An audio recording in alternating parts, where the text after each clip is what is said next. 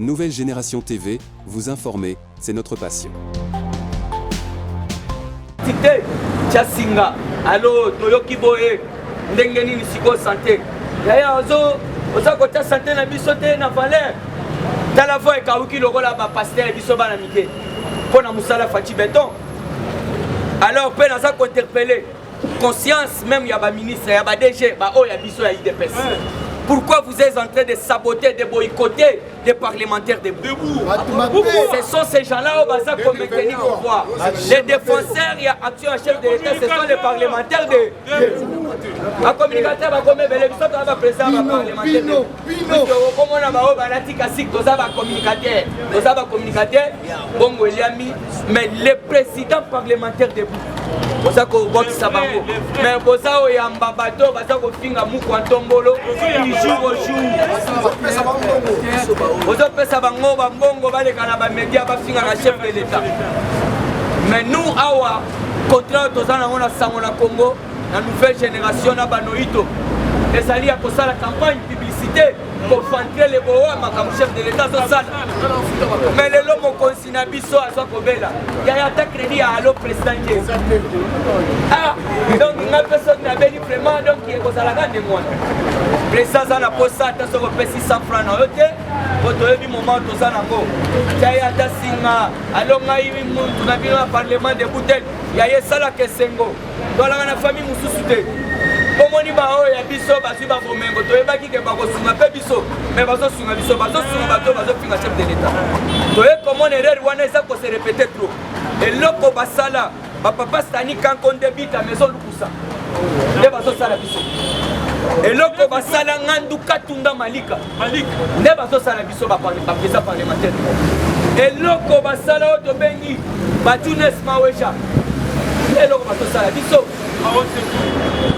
Et loko basalo to bengi mukendi fonchi wachile ne loko baso sala biso batuana ne baide papete qui se de son vivant am sous to bolo ba te comme le rôle neti to komi ko sala ke boyo kate Batunes Maweja. Ce sont ces gens-là oyo basunga papete qui se na ba fatite ba maison lukusa ba fonchi wachile mais voilà, aujourd'hui ils sont écartés dans l'entourage du chef de l'État. Bakangi papete qui se gagne batindé na nani na mupom na kabeka mo n'epoka mobutu yo pelisa ka simuto kendo talaye mais comment na muto azo risquer no voli plan habite na ke kuna na tigele damas mais lelo ces gens là baza écartés na pouvoir et bisoti au président on a sobela ata mo 100 francs yaya ata kobenga to sungana to lingana de tozala bongo voilà wana elaki kadiosha lokoti na kati actualité beauté combattant photo lo vérité game ça sala kate Abdullah sala kate to sala ka boebo to vanter les boa pas comprendre le côté alors s'il s'agit à maladie ce n'est pas forcing, c'est facultatif. Alors tu continues à cette actualité politique. Mon maman, Ningisa, mon maman, Mambou Masso, avant notre Sénabino, président Abdoul, Yoka Jamak Kabunda Kabou, la Cour de cassation a encore lourdi FNAE, la Cour de cassation. Le Biboy. Les 15, Jamark Kabunda Kabout, les 15 et les 5, pardon, les 5 septembre, Jamark, il faut Akende. Akokende wa pikaka na prison wana ekozala audience foraine. Audience foraine, cela veut dire quoi? Bakota lisaye siko procès kobanda normal. Alors, na oyonga na lokotaki IDPS viva. Et ça est belé mais na kotanga tamisat. Oyo koyoka keno, Jean-Marc Kabunda Kaboun sera condamné. IDPS viva. Il dit ce slogan, IDPS viva. Wana mama wana mama, Ambou Masso, Batou Lampa Kaba Monape. Cela veut dire qui vivra fait. Au tchète Memonia. Mais Jean-Marc Kabunda Kaboun, Daza Lokola Tchakou. Ayeko Nikolo Koloba. Kokonte, Azoyeba. Vertige total. kaku oyekoli koloba yekola pe kokonte eloko bomi bango ya mwana obimi osala opposition keba yaya idps viva na mboka ozali ozosala opposition président ya mboka wana azoloba ete opposition ya kopane opposition ya mayuya opposition moko donc leo biso tosala opposition eza oyo te alors yo soko ozoya na bavanti na politique yebela yoka pourquoi Jean-Marc Kaboun bafe mati moi leo ozolo yali na makambo mususu toyoka c'est puni par la loi toyoka wa pe okozo article okena palin ofongoli constitution lobi oui Jean-Marc Kaboun a déconné. Jean-Marc Kaboun a désacralisé le gouvernement, a désacralisé la personnalité du chef de l'État. Donc, ils allaient libérer des préventions. Il y a les bossés, ils allaient avoir par parole fait geste ou menace outrager un corps constitué en l'espace.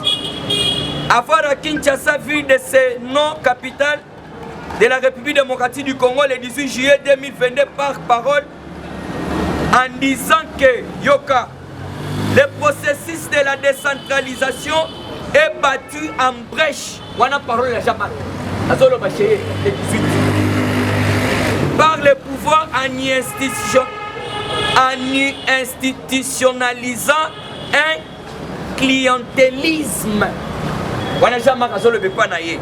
Et une occupation à grande échelle, outrage. Outrager le gouvernement de la République fait prévu et puni par les articles 137 et 136. Nous allons continuer. Dans l'équipe on a trois, avoir dans les mêmes circonstances des liés et des temps que déçus par parole, notamment en disant que le Parlement de la République démocratique du Congo est désacralisé et devient les liés à travers lesquels le peuple assiste. 1. Yoka, contre sa volonté à des séances de règlement des comptes, le traitement des sujets sans pertinence aucune de celles des théâtres. Des clubs politiques outragés, le Parlement fait prévu et puni par des articles 137 et 36. Primo. Yoka Balobi Lissousboye. Avoir dans les mêmes circonstances des lieux et des temps, dessus des déclarant que les caisses de l'État saignent jour et nuit, outrager le gouvernement. Balobi, Jean-Marc Lerazolo Bakeno, les caisses de l'État saignent jour et nuit. Donc cela veut dire que c'est l'État Bazo Yiba. Alors, Nasuko Koyoka, on allait procurer papier, on est on a sauté un papier bâti déjà dans la prison. Que nos procès n'avaient pas les secs. Ce que tu as là, Babiloko yo, le baquet panayo, yango yo, desco photo de battre. Ola qui s'abisso. Prouver biso, qu'est-ce qu'on est essayé, cela veut dire. Les autres maquillés, les autres, dans la caisse à l'été, cela veut dire, Bazo Yiba n'a dégré pourquoi Babanti. Alors vous devez comprendre, M. Jean-Marc, doit prouver. Yoka Lissou Seloro va prouver. Avoir par parole ou par écrit commis publiquement des offenses envers le président de la République, le chef de l'État, par l'usage des termes impropriés en l'espèce, avoir dans les mêmes circonstances de lieux et des temps de si comme publiquement des offenses envers le chef de l'État de la République démocratique du Congo par l'usage des termes suivants. L'absence d'une vision, chef de l'État, l'absence d'une vision claire et d'un leadership. Donc, Fatih Nengazaran, a une vision claire. Mais Botika Nanalo, a une vision claire. Fatih a changé l'uniquine dans 3 ans. Frontière et à Louf dans 3 ans. Hôpital et à Jackson à Swende dans 3 ans. 440 bis dans 3 ans. Il y a Transco. Aéroport Yandolo, Babongi Sango dans 4 semaines à Bamba et Bongi. Il y a beaucoup dans 3 ans. Yozolo Bassan Vision. Tozo Kende. Hôpital à Kanchach avec des appareils modernes. Yozolo Moutona Sana Vision. Tozo Kende.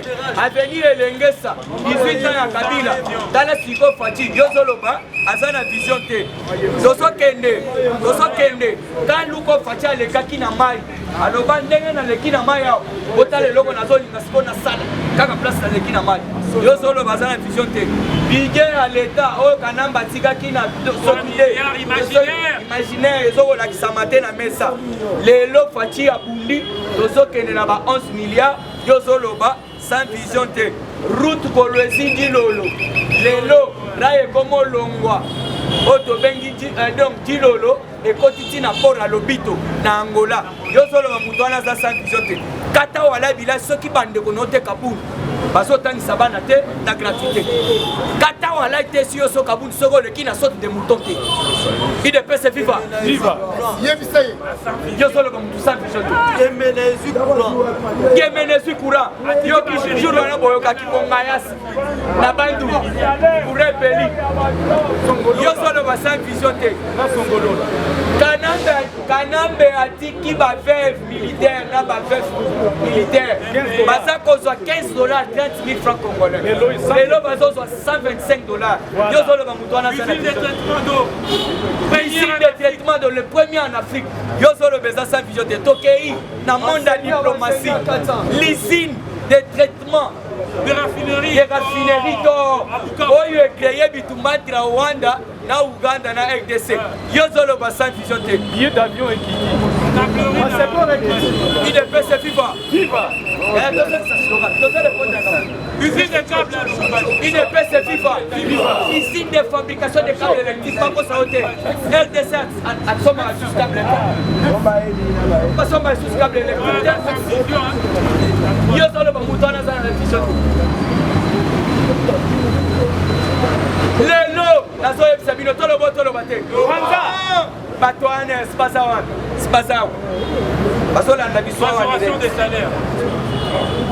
salaire emati moyen balobesa te bateau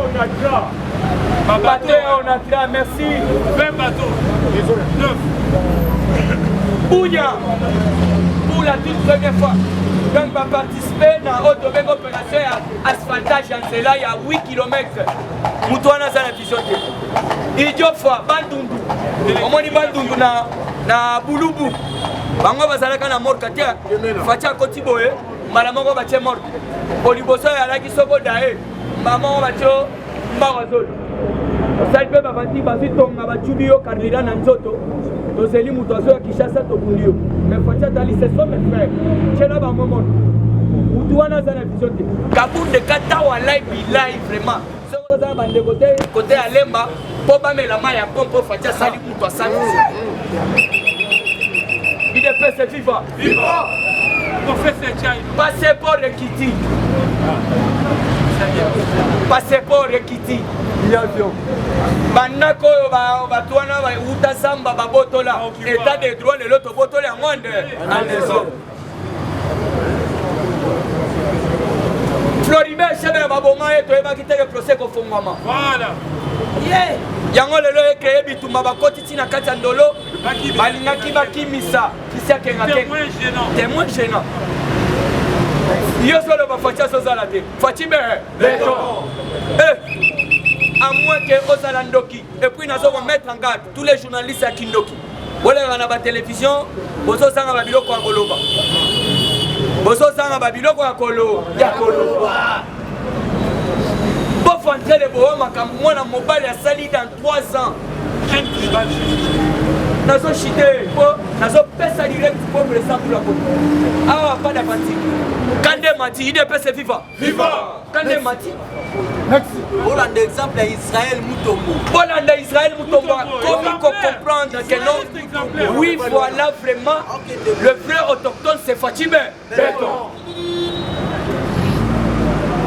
Fadi Iben les ponts Bongolo Kambela tala pont à Bongolo tala pont Bongolo ba pont soki tolo baté tozala pont Lubuya côté à Kisangani oyo basali avion combien vraiment lelo nazokende mbandaka na $90 mbandaka ya bamba $90 IDPS FIFA donc en actualité politique puisque batoyo de comprendre que non Basana vision, je ne sais pas, il faut topper sa bango. C'est eux qui n'ont pas. Je ne sais pas, il faut topper la bango microscope électrique ou soit optique. Microscope. Pour pas mon bien clair. Microscope. Il ne peut se vivre. Pour éviter de la maladie, pour passer la maladie. On n'a pas confirmé maladie, il faut battre les microscopes. Et là, on ne peut pas mon oui. Mais là, il faut topper la batouana. Pour battre les sképaties à salito à sali. Microscope électrique. Il ne peut se vivre. Voilà, toujours dans la actualité politique, soit information. Vous savez, il a chité maman, on l'a fait présable. Fatih très fâché. Il ne peut se vivre. Mon maman, mon maman, Mamou Masso, Fatih très fâché contre ses collaborateurs. Toujours. Très fâché contre ses collaborateurs. Et décide de faire les nettoyages. Mais qu'il le fasse le plus vite possible. À la présidence de la République et dans toutes les institutions. Lui-même a compris que l'entourage d'Angol est incompétent.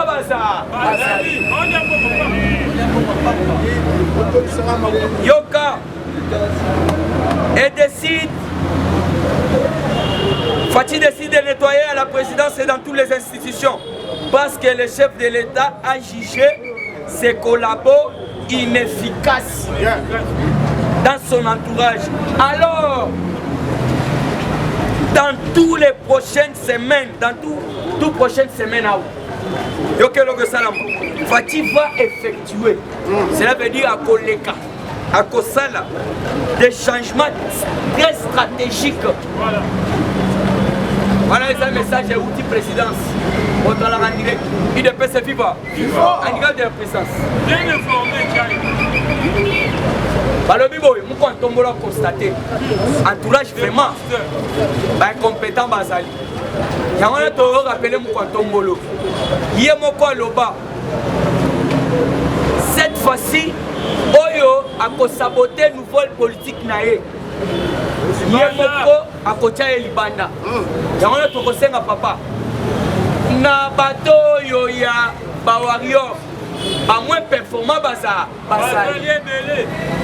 bato il faut balongola donc la ministre de transport ya jeunesse ministre de jeunesse ya jeunesse comme Ibangi trop lotoko kuluna qui kulune leki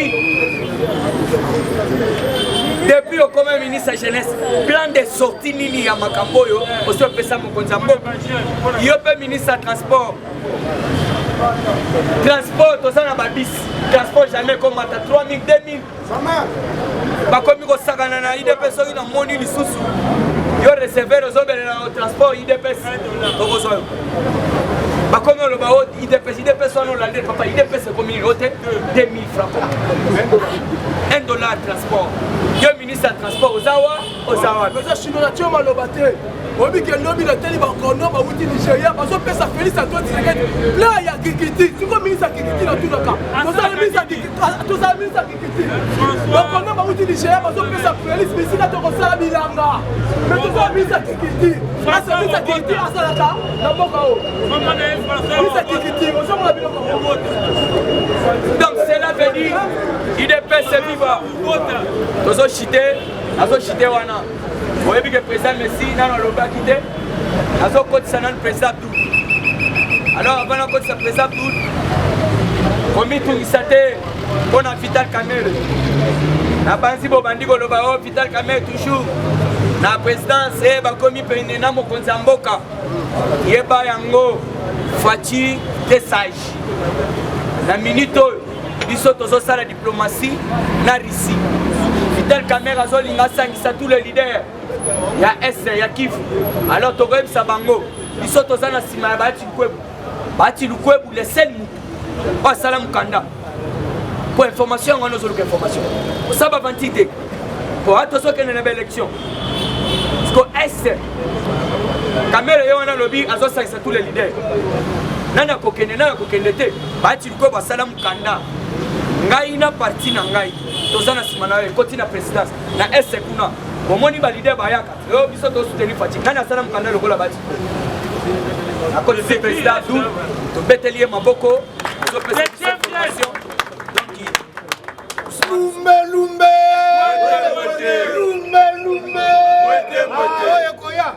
Allez, Fatin-toi. Fatin-toi. Allez, Fatin-toi. C'est bien les informations. Les parlementaires debout. Les parlementaires debout. Les parlementaires debout. Rien que l'IDPS, rien que l'IDPS, rien que l'IDPS. Bonjour à tous. l'IDPS viva. Naye ko dénoncer plan machiavélique oyo bakomi ko préparer la République démocratique du Congo. l'IDPS viva. Toye komona na plan wana Général Kasongo azali na kasi. l'IDPS viva. Phénomène kuluna eye mabe en République démocratique du Congo. l'IDPS viva. Na mokolo ya lobby vers 2h du matin. Na maya kalamu bakulu na babimeli un chauffeur ya taxi moto babotola ye moto na lokola boyaki bazimbeli bakati ego l'IDPS viva mais général Kasongo bakulu nezosonga makasi me ezosala eloko te l'IDPS viva yango tozali kosenga Kasongo alongwa tolongwa te alongwa te soki bolingi alongwa batambola loboko bokanga ba l'IDPS viva Bachata Elvis parce que Kasongo azosala eloko te l'IDPS viva mwasi ayebi mobali na yabi nyaki koluka bana bayebi ke papa kei koluka olie papa zonga na chassé mais bazozwa appel que papa zali na mort l'IDPS viva c'est le moment ya kosenga Kasongo alongwa oye komeli ye un jour pe kokomela yo l'IDPS viva yango c'est le moment to dénoncer yango avant que le pire arrive. l'IDPS viva. Kasongo allo. Merci beaucoup. J'espère même au continuement qu'à Fachi Beton ayo. Les Congolais comptent de la gestion de Félix Antoine Tshisekedi Tshilombo à la tête du pays. l'IDPS viva. Sondage américain Géopol. Selon les sondages réalisés en juillet 2022 par Géopol auprès de 10 532 Congolais répartis dans 33 villes du pays et 145 territoires. Le président Félix Antoine Tshisekedi Tshilombo est favori de la présidence de 2020. l'IDPS viva. Voyez que Géopol est une plateforme de sondage mobile au quartier général dans les États-Unis d'Amérique. l'IDPS viva. Par sondage, les hommes Fachi toujours à Zali Kobeta. Mais tout le monde, les 6 légales, où Azala qui n'a pas rapport, où tu évites à tout ça la ligne politique, hier à l'école au Biboé, sondage est mis côté na Bissopé. Maman Marie est pas pour gagner en 2023. Votre l'enfoutement. l'IDPS viva. Yango papa Mbosso Aloba. Papa Mbosso Aloba, nous sommes à la aventure. Maman, c'est autour de Kangami au Kufa na Boloko. l'IDPS viva. Si quand au côté à Falou, bango pe ba poni candidat na bango na 2020. Natanga comme to natanga te. l'IDPS viva. Tokotanga comme ne ekobandela awa eyeli awa soukeli a donc banda côté on a Félix Antoine Tshisekedi Tshilombo wana palunde mpaponi l'IDPS viva balobi bakozala na nsima ya Fachibe oya tosangana ntango nazoloba na bino bazali mpe mpo na maponami te mutu moko abongami mpo na maponami aza te mpo mutu aganye na élection basondage ekontaka bamoni Félix azobatre na basondage olie tobimisa plus de 1 milliard de dollars tosalisa élection tozo plutôt mbongo wana to améliorer salaire ya la police ya na armée na biso totala pena ya bafonctionnaire ya l'état tosalisa élection pour l'année tandis que toza na mwana mboka Félix Antoine Tshisekedi Tshilombo l'IDPS viva yango biso mpe toboyele l'IDPS viva toza na posa na Félix Antoine Tshisekedi Tshilombo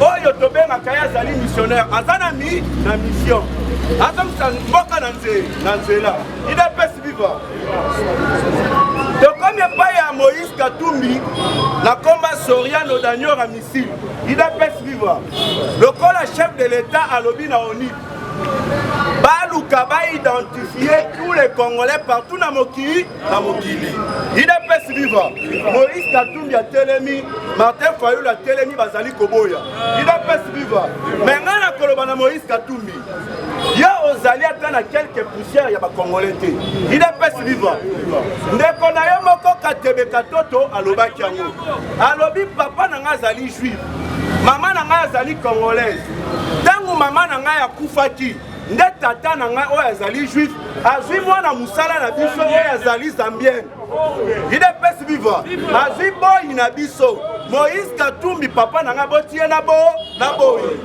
idps viva sikoyo yo ozali ni congolais olingo oimpose biso mpona ni idps viva bamindele bayebi yango ntango bomona bamindele basoutenaka bato ya bongo parceke bayebi ke bato wana bakozala jamais na bolingo ya bacongolais idps viva tobanda nanu kote ya papa ya Martin Fayulu idps viva kombo ya tata ya Martin Fayulu eza Alain Joya Kungu, d'origine camerounaise, né le 9 avril 1928, mort le 6 juillet 2007 au Cameroun.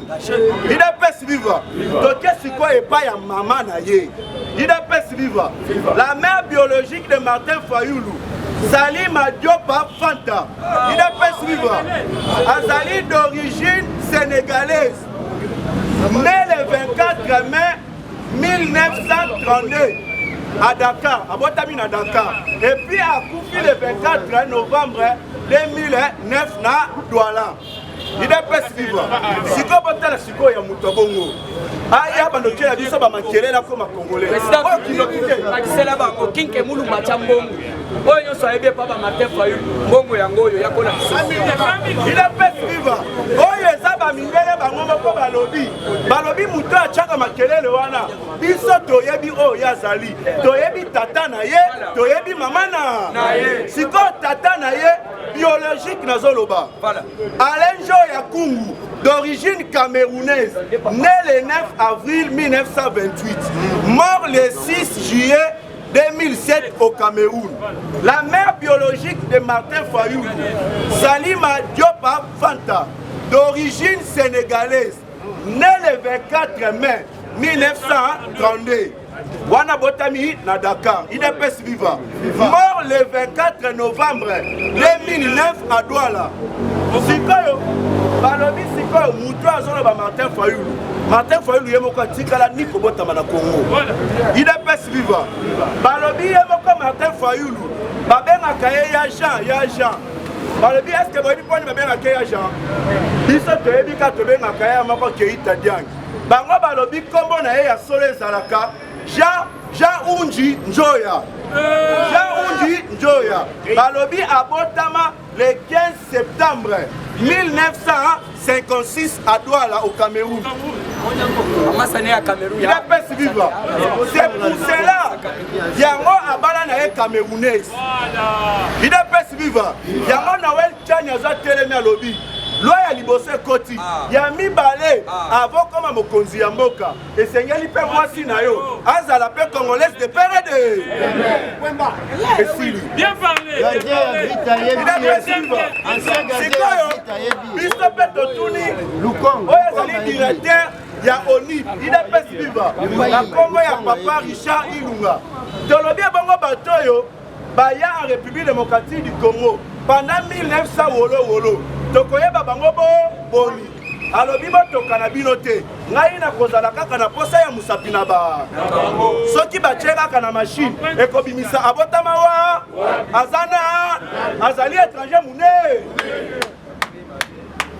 mpona fati beto botombola loboko boganga ba idps viva. Le président de la République azali na kanda makasi oyo président chinois alobi eza ya solo alobi entourage na ye cabinet na ye collaborateur na ye bazali makasi te idps viva bazali kolakisa inefficacité ya maka yango alobi na mikolo ezali koya azolongola bango nyo idps viva biso toyebi bato baza proche ya chef de l'état baoyo basalaka mosala kitoko ezali Didier Baitopa ezali Topé Kabo ezali Eric Nindu bato basala malamu bango wana le reste wana 0 na 0 nazokende na koshite awa idps viva chef de l'état lobi azolongola baministre oyo bazali makasi te na kati ya gouvernement oui performant IDPS viva mais selon les informations tozali na yango le premier ministre Sama Lukonde a été retenu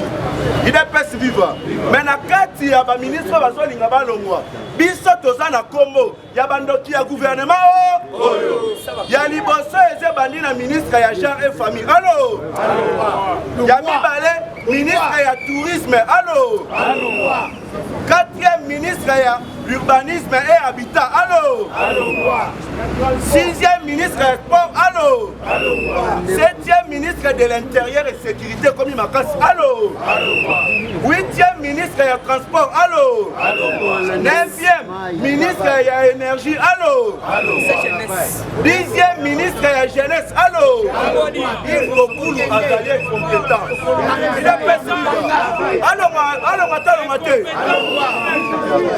le ministre du travail allo il a fait vivre parce que bango baza bandoki na gouvernement ya Fachibe merci beaucoup tout mon ami mettez la presse mettez la presse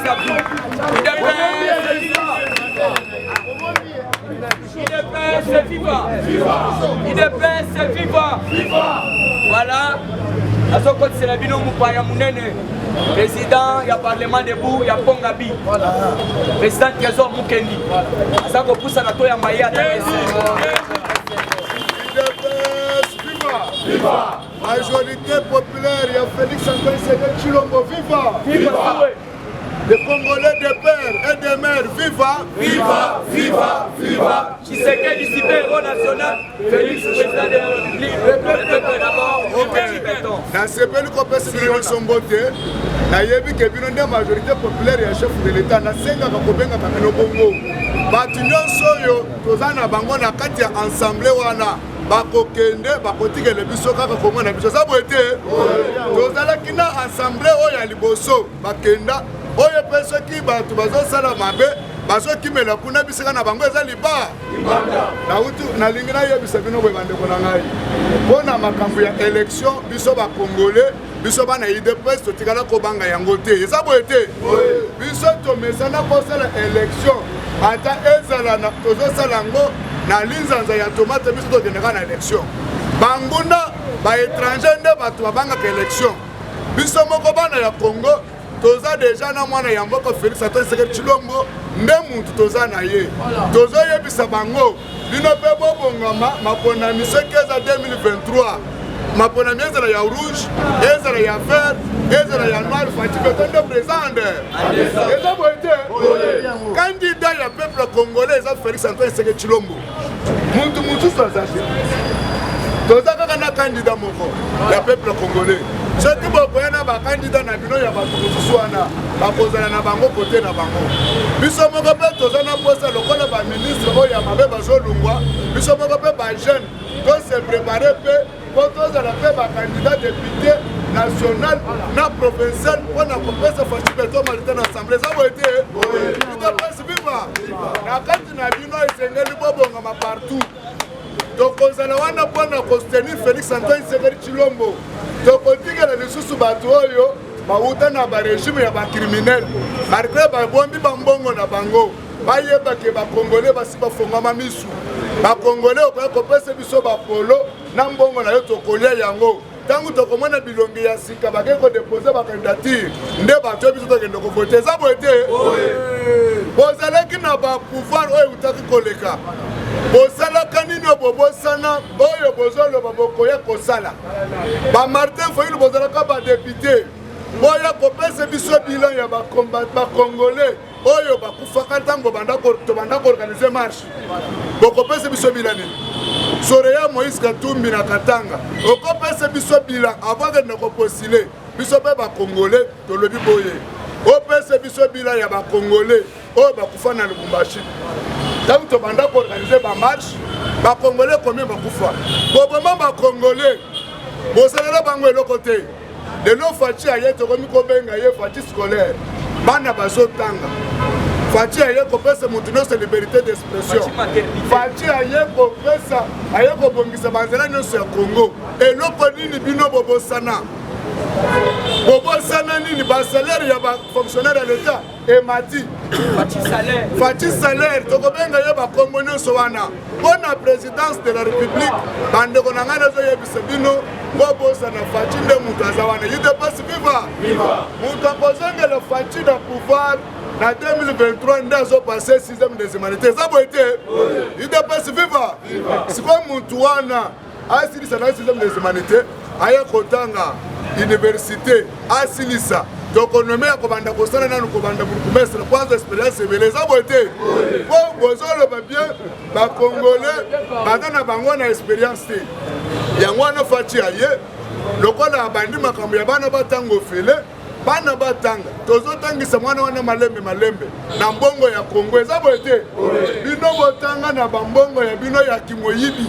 ya makila ya bakongolais bozotangisa bana na bino libanda bozoya na bango mpo barekipere baposte clé na Congo tour oyo maye eza lisusu te bana na biso bakongolais bazotanga na mbongo na biso ya Congo bango nde bakorekipere baposte nyonso ya Congo eza boye te idepesi viva esengeli tobongama tinda bana na classe yo oza congolais de père et de mère oyoki babengani mwana na yo na ekole oyo ya biso ya leta papa simba mwana na loboko kende naye na ekole ngai nasalaka bongo idepasi viva nakende kotuna obengani mwana mpo na nini faci alobi wana batango fele motu wana kofongola mbanga mpo aloba te bandeko na ngai baministre oyo toza na bango na sepeli ndenge président oti kotanga balise wana ngai mpe namoni mpe ya kobakisa eza te esengeli baministre wana balunga idps viva nayebi ke nazochute awa nasengelaki na ngai korespecte minute okopesi ngai mpa bakonzi tokokutana na biso mokolo ezoya merci mpo na bino nyonso Viva. Pas de temps à perdre. Na minute on a côté Sabino. Avant on a côté président Olivier. Moni ba tout sous baso tout na maman mwika pe. Oh foboyeba. Mon bona kati na biso. Maman mwika elo konga na yeba ki azala ki pe. Na mwa mutungisi ya nzoto. Alors ça bateau libale malade des autres ça. Numéro ya mwana plus de 143 89 40 26 878 89 40 36 878 baninga bazobela président de merci déjà quand même moi rétablissement muke zali na côté ya maman mwito puisque ebele batunaki alors dès que le président Olivier Azako s'approcher on va faire sa biso information zobetele maboko makasi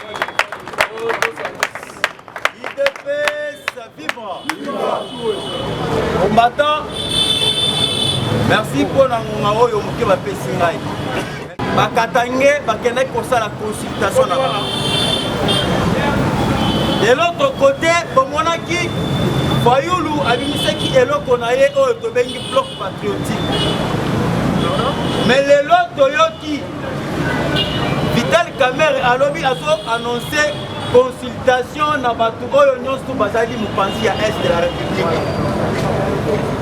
ezali déjà message ya kolakisa bino biso peuple congolais kala te ndenge basali bablok na bablok wana 2023 bakoserenir bakozala ensemble po babundisa mokontombolo Faci Beton idps vivre obaka na moni ozali ya kolala idps vivre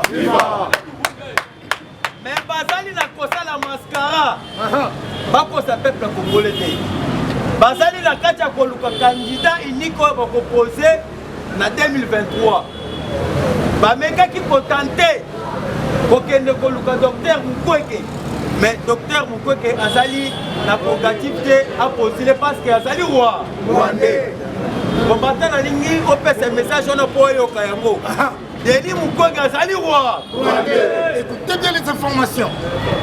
Na leuti kosala investigation Denis Mukwege papa na ye kombo bazobenga ye Mukwengerere idps viva viva kombo ya papa ya Denis Mukwege ezali Mukwengerere azali rwandais.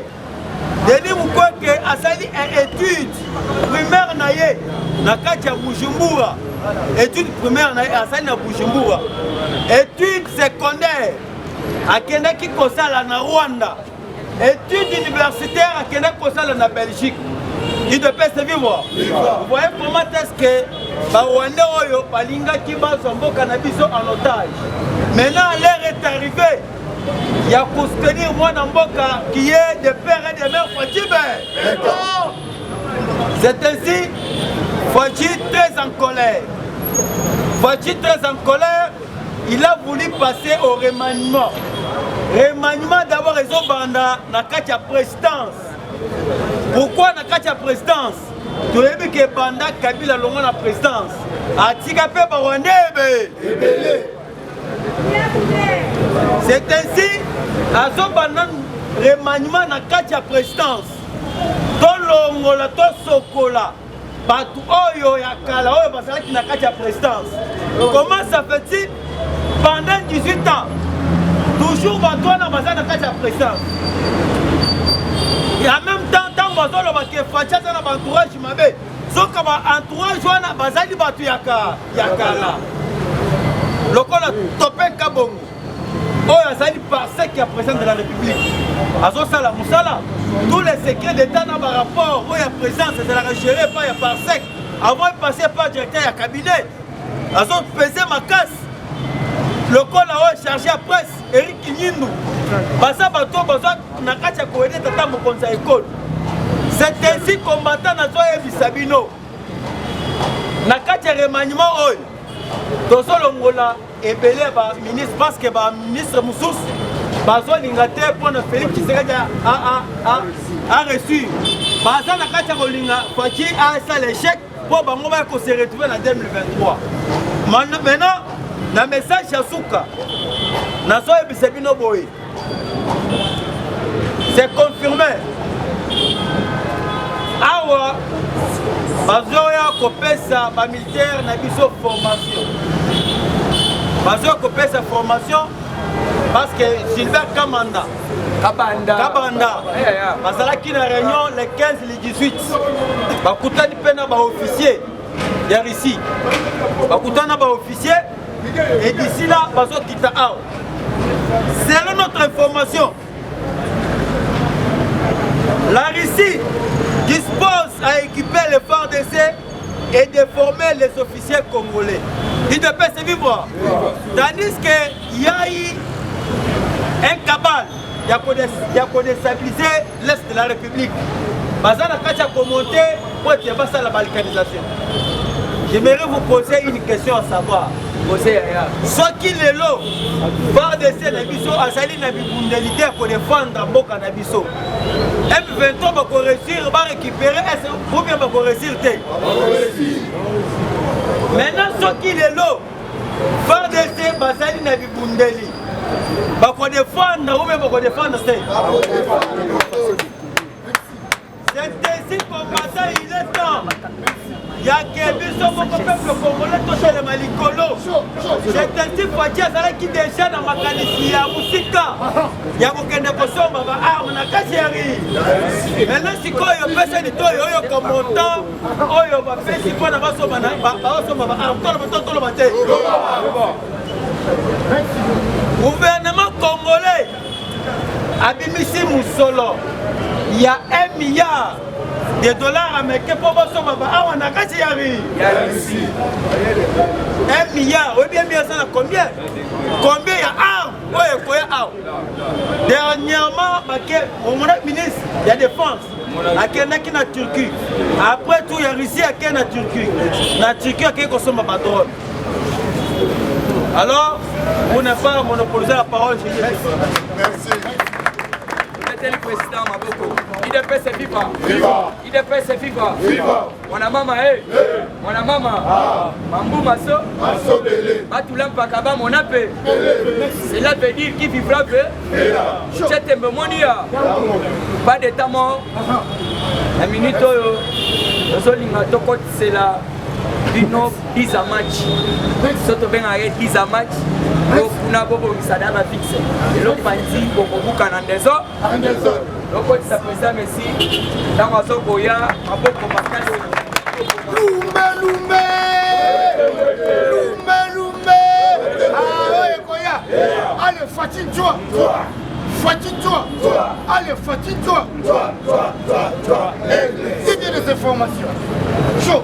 IDPS viva. UDPS viva mwanamame mwanamama mambu maso alobaki politique eza ntango ozokende makambo asika ezobima te ezosala nini ezobima alors lobi déjà bolandaki UDPS viva selon Jeune Afrique alobi président de la République azobala ye non seulement gouvernement azolongola Kanchouatal UDPS viva Kanchouatal aza nani Kanchouatal aza numéro 1 ya DGL mpona nini akolongola Kanchouatal tokoloba ngo balobi azolongola Hervé Mbelu UDPS viva Hervé Mbelu aza numéro 1 ya ane akolongola ye mpe mpona nini balobi azolongola chef d'état-major Mbala parce qu'il a se retrouvé que Mbala ngo baza mpe kaka Mbala UDPS viva alors azolongola Mbala toyebi oyo akotya manyo UDPS viva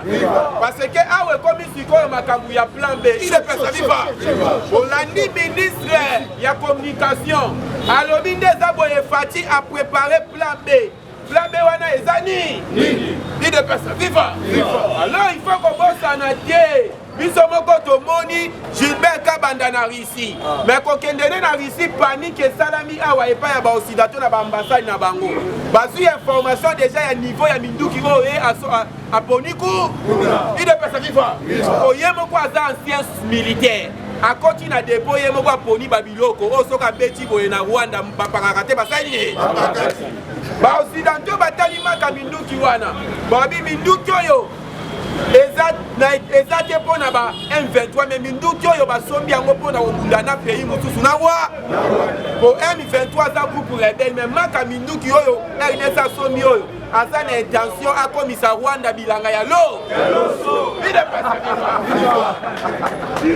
UDPS viva nayebisi yo panike ekotaka te panike ekotaka te ekoti bino moko bomonaki si émissaire américain na Rwanda bakei kuna bayebisi Kagame tala komeka te nde toza boye toza na choix te biso tokombataka bato oyo baviolaka droit de l'homme mais yo tozomona ozoviole droit de l'homme ozoriske malgré baentreprise na biso ezala tokatisa wana République démocratique du Congo UDPS viva d'ailleurs na minute oyo babloke plus de 150 millions ya mbongo ya Rwanda bongai bapesa ye na juillet oyo UDPS viva epai ya baaméricain po Rwanda vivaka kaka na aide na pillage ni aide ya mindele ni pillage Rwanda kovivre te UDPS viva alors problème sikoyo ezani bomonaki Obasanjo ayaki awa tolobaki na politique ezalaka na deux faces abimi na face aye makambo ya bilanga na ekolia menase aye makambo ya insécurité ya Obasanjo aye mpona nini UDPS viva botunaki lisusu ndenge nini Obasanjo afandi awa Fati afandi ya kamera aye kosala nini topanja te présence ya kamera wana Obasanjo mutu alobi na président benga directeur ya cabinet na yo azala témoin makambo nyonso tozosolola na soki akocontredire na makambo nazoloba UDPS viva accord ya M23 oyo esinyamaki na 2009 na 2009 Kamera azalaki président ya Assemblée nationale le même 2019 yango Kamera démissionna mais boyoka kaka démissionna mpona accord UDPS viva yango sikoyo makambo eza nini Obasanjo azalaki parmi basignataire ya accord wana employé spécial il y a ONI à l'époque il y a ONI dans la région ya Grand Lac UDPS viva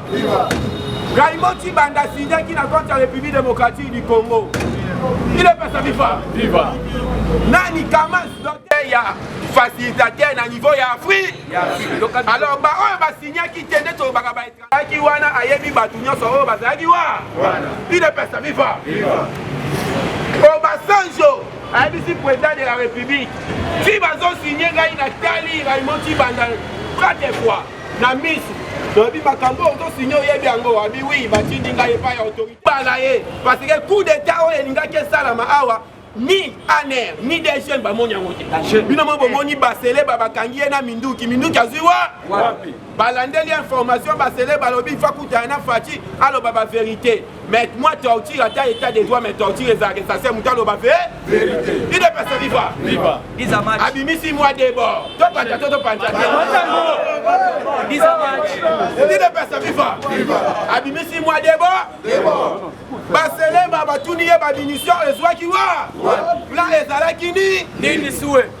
Baselema telemi alobi ndeza boye bomonaki minduki na ndeko kokotisa. Minduki wa bomoni ezalaki de aka. Revolver na moto. Dile pesa viva. Otongolais ezalaki po tia communication entre bato baza na prison ya ndolo na bato baza libanda. Une fois bosle opération ekosimba ntango babima eza na place oyo bakoriente bango na ndako boye minduki eza wana bokota bobimisa parce que ebele baa na prison ya ndolo wana 99% baye bobeta munduki parce que eza prison ya bamilitaire. Ile pesa viva suwe.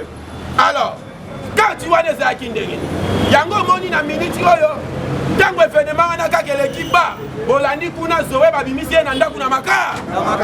Ile pesa viva. Alors plan na bango bapreparaki yango ntango afa eloko wana esalama il faut coup d'état nano ye plan wana bato badetetaki yango. Ile pesa viva. Service ya Mossad ya ba-israélien. Ile pesa viva. Ya ba Mossad ya ba-israélien. Soki olandi na Jeune Afrique balobi Fachi azolinga longola numéro 1 ya DGM azolinga remplacer nani? Koloka Jeune Afrique. Azolinga remplacer oyo auti na prison ya Makala François Beya. Nini yango omituna ndeni François Beya alongwe na prison balinga ba remplacer na DGM. Makambo ezebele tokosola lo mpona bato bafongola. Betela Lisa match maboko. Merci beaucoup na bandeko na biso nyonso tout. Oh, ça fait en direct. En tout cas, merci pour notre bengi. Donc, fidélité dans Bino, mais oh, ça dit, moment de nouvelle génération. Alors, pour ma maman, on a gagné surtout il y a diaspora. Oh, bah, tout qui maman Mwika. Maman Mwika a bandé qui pouvait dans notre Misaki. Alors, vous voyez, la minute au moins savoir. Et ça y est fait. Donc, il doit vivre. Examen, bah, ça dit, mais quand même, moi, bah, puisque tout ça déjà famille Mounene. Papa Michel na Berlin. Donc